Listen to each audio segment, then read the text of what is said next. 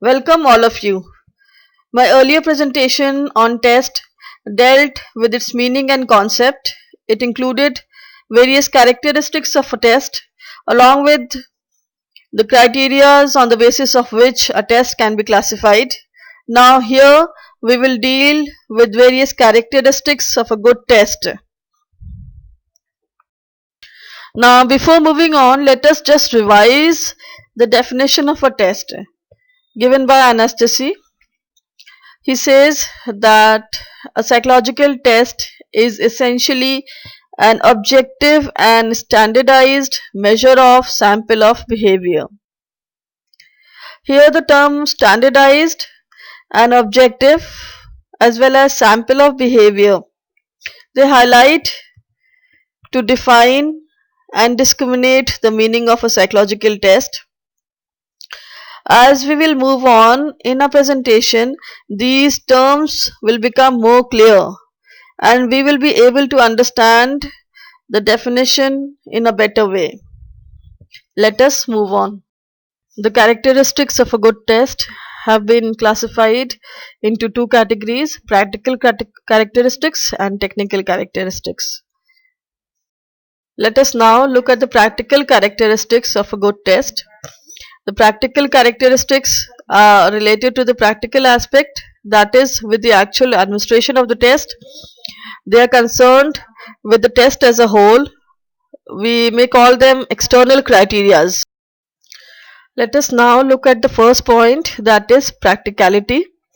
The test should be practicable from the point of view of time taken in its completion, that is the length of the test as well as scoring. It should not be too lengthy.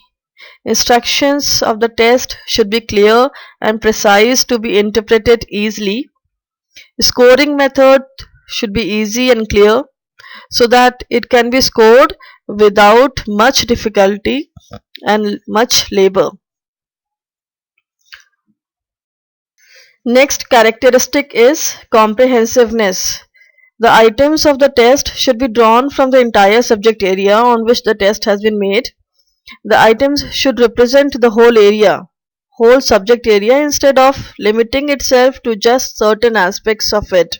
For example, a test of biology cannot be said to be comprehensive if it represents only vertebrates and excludes invertebrates.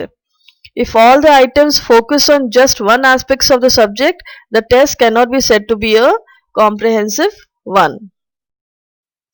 Next is economical. Test should be economical from the point of view of time, money and energy. Not much time, money and energy should be wasted in construction and administration of the test. Next is discriminating power. It is the ability of the items to discriminate between inferior and superior examinee. For example, if the items of the test are so framed that they provide average scores of the examinee and is not able to discriminate between inferior and superior examinees, then it may not said to be a good test. Sometimes previous learning experience and other factors lower the discriminating index. Now we come to the other set of the characteristics of a good test, that is technical characteristics. It is related to the construction of the test. The point should be kept in mind while constructing a test. They are the internal characteristics of the test. They are concerned with the items of the test or with the scores on items of the test. The first point under technical characteristics of a good test is objectivity. Objectivity of a test implies that it should be free from the subjective element so that there is complete interpersonal agreement among the experts regarding the meaning of the items as well as the scoring procedure. Objectivity of items implies that the items framed or constructed in a test should be such that they are interpreted in the same way by all the examinee. All the examinee understand the motive behind that item they understand the meaning or interpret the meaning of the item. Similarly, there should be uniformity in the order of presentation of items. Next is scoring objectivity. The uniformity in scoring by different examiners. Different examiners who are scoring the test should be uniform in their process, and uniformity in scoring at different times. When the items or the test is scored at different times, there should be uniformity in its scoring. This means the test should be objective from the point of view of items as well as scoring procedure. Another characteristic of a good test is its reliability. A test should be a reliable one. That is, it should be free from all sorts of error. Whenever we measure something in social sciences, the measurement involves some kind of error.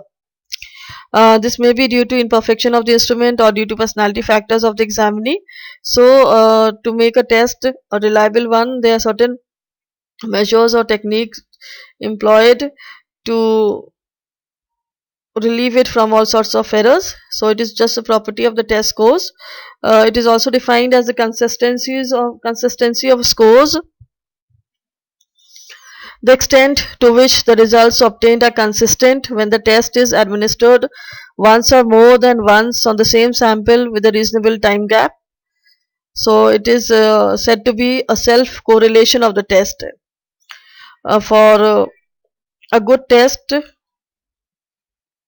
should be a reliable one. Reliability of a test may be of two types: temporal stability and internal consistency.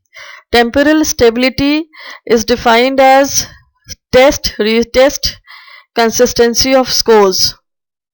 It is reflected in reproducibility of scores. For example, if an examinee scores 80% in a science test today and scores the same when tested after the period of time, the test may be said to be a reliable one. Next is internal consistency.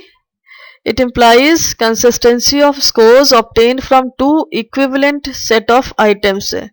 Two equivalent set of items are constructed or framed related to the same subject, set up with the same objectives, and are administered.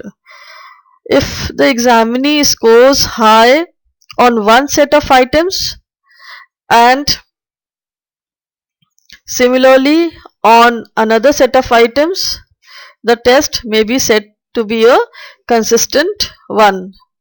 On the other hand, if the examinee scores low on one set of items and low on another set of items, a test may be said to be a reliable one. Another prerequisite of a good test is its validity. A test must be a valid one. Validity implies degree to which a test measures what it claims to measure, what it intends to measure. It is correlation of the test with some outside independent criteria. Outside independent criteria should be the best indexed of trait or ability being measured by the tester. For example, a test on creativity should be correlated with some prior test on creativity. So it is concerned with generalizability. When the test is correlated with some outside independent criteria, then only that test on that particular subject can be generalized. Let us now look at some important properties of validity. Validity of a test is a relative term.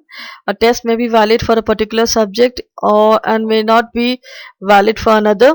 For example, the test of vocabulary is valid for testing that ability only. It will be useless to measure factual knowledge on that subject. Another property is that validity is not a fixed property. It keeps on changing.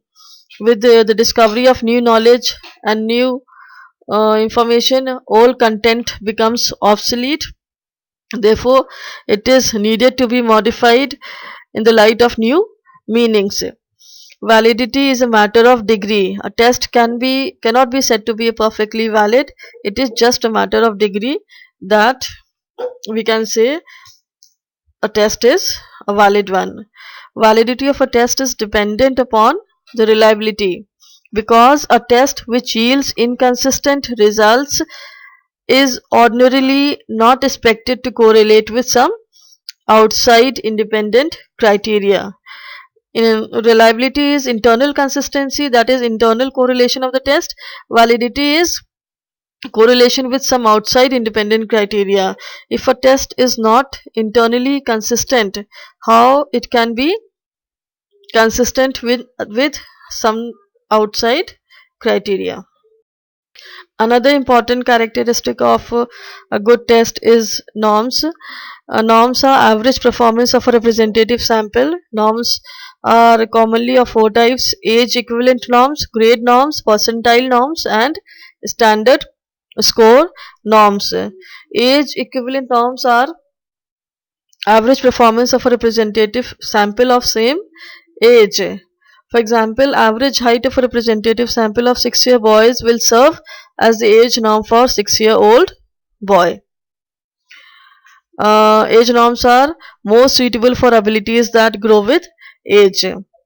Next we come to the grade norms. Grade norms, for example, average number of items done correctly on a maths test by a 10th grade student is 27.